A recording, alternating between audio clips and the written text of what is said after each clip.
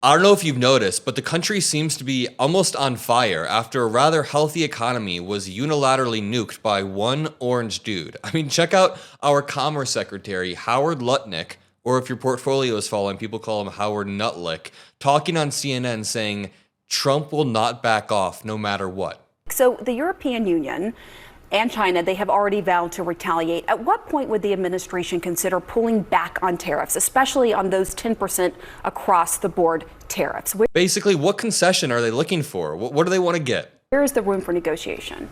I don't think there's any chance that President Trump's going to back off his tariffs. This is the reordering of global trade, right? That's what's going to happen. But the world should stop exploiting the United States of America. Let our farmers sell their products. Let our ranchers sell their products. They won't take lobster in Europe or the UK. I mean, why won't they take American lobster? Now they do. They didn't for a while, but now they do.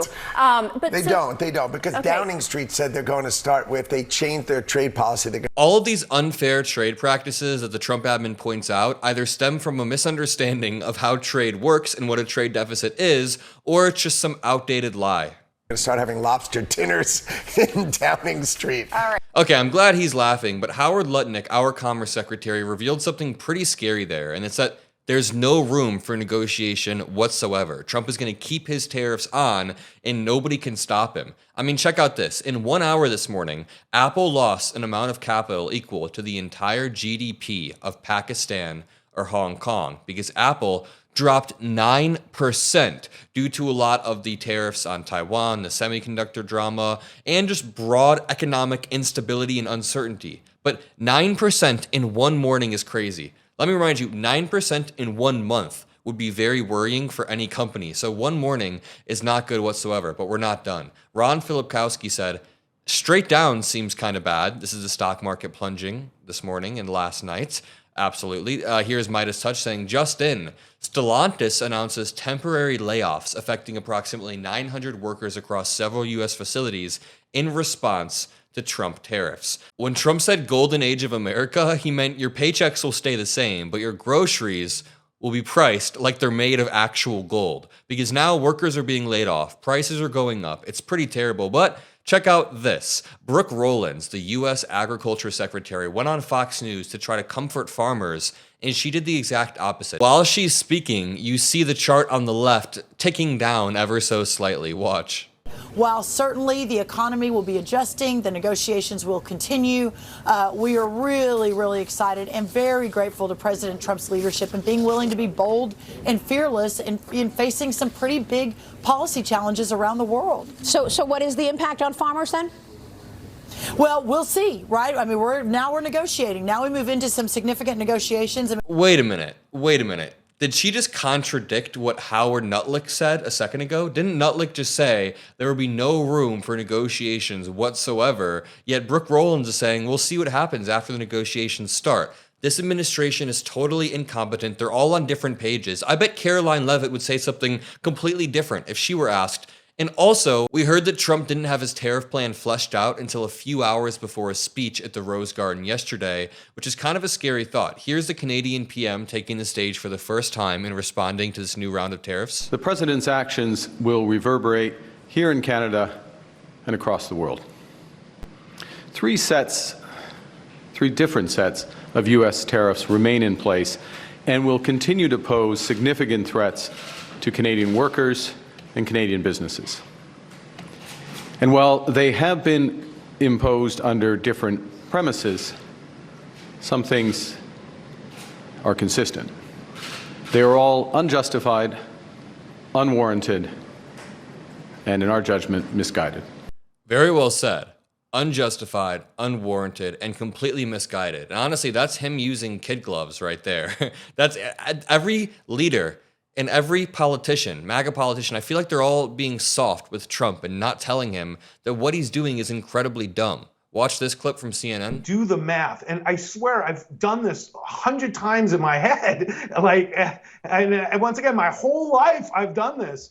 It's just stupid policy beyond belief. I can't even describe to you the potential cost increase for just the average American And that's really the problem with this all, just to extend tax cuts to the wealthy that they currently have today. He's actually proposing that I would get a tax cut of all people, which I don't want, okay, to fund these tariffs that effectively will bankrupt the lower and middle class of America. So this is a startlingly high-risk scenario for this country that should not be taking this risk when we have a dominant position in the world. We do have an economy of envy. People say that all the time because it's true. Especially in a post-COVID era, other countries were envious of how quickly our economy bounced back because we are quite resilient. And honestly, if Trump came out and stopped today, our economy may be able to bounce back. We would be resilient enough, but not really. I mean, once you do this, you can't really go back. And it seems like they're serious. I mean, check this out. Howard Lutnick, the dude I was calling Nutlick earlier, then said we should let Donald Trump run the global economy. They said he knows what he's doing. You got to trust Donald Trump. And then Shannon Watts points out Donald Trump has declared bankruptcy 6 times. He doesn't get 6 tries with the U.S. economy. He gets 1. Let Donald Trump run the global economy. He knows what he's doing. He's been talking about it for 35 years. You got to trust Donald Trump in the White House. That's why they put him there. Let him fix it. I understand. It's run the global economy. broken. Let him fix it. Our $36 trillion deficit, right, is going to ruin our children's lives and our grandchildren's lives. Let Donald Trump fix the American economy. I likely don't need to remind you this, but these are North Korean levels of spinning right here. I mean, the idea that Trump is currently trying to save the economy, that his erratic, unpredictable actions that have tanked the stock market, that have made business owners, CEOs, and employees alike all nervous, the idea that he's fixing the economy is wild. Check this out. But in the interim, this takes long. Unraveling globalization takes a long time. This isn't just an overnight fix. And in the interim, prices will go up. You even hear from the president himself, there will be short-term pain. We're going to see in the next few days likely prices going up at the grocery store. What do you say to those Americans who put Donald Trump in office to lower prices, not raise them? Let's guess what he's going to say. It's going to be like, you got to go through the long-term pain to get a little bit of gain, even though the Trump admin campaigned on day 1, lowering prices on day 1. What a lie. So energy prices down. Interest rates down. Right, Your mortgage costs costs down, right? These things are energy. The price at the gas pump lower. Oil down 6-7%. Why? He's not answering the question. She asked, how are you going to explain this in the coming days after your tariffs? Also, he just had a list of lies that he spewed off. You're talking about the fact that oil and the gas pump is going to come smashing down. No tax on tips, no tax on overtime, no tax on Social Security. That's not even in effect yet. But these no are tax on all tips. coming I just want to drill down on These prices are all coming now. Because as you well know, Secretary, a lot of Americans put Donald Trump in office because they were unhappy with prices at the grocery store. And because they were promised no new wars, yet they've only been riddled with new Houthi strikes, threats towards Canada, Greenland. Prices are higher. There's more uncertainty, more instability. Joe Biden was sleepy, but a sleepy dude has a steady hand. I'd rather have a steady-handed president who's a little bit slower than an erratic bull in a china shop that's ruining all of our alliances and won't even probably live to see the consequences that our grandchildren will see. So it's all incoherent economics. Nothing Trump is saying is working. There's no grace period. And I just want to end this off by saying, we were in the top 10 fastest growing political and political adjacent YouTube channels by new subscribers in the first quarter of 2025. So thank you to everyone who watches my videos. I mean, check this out. MeidasTouch was number 1, and they're a liberal leaning channel.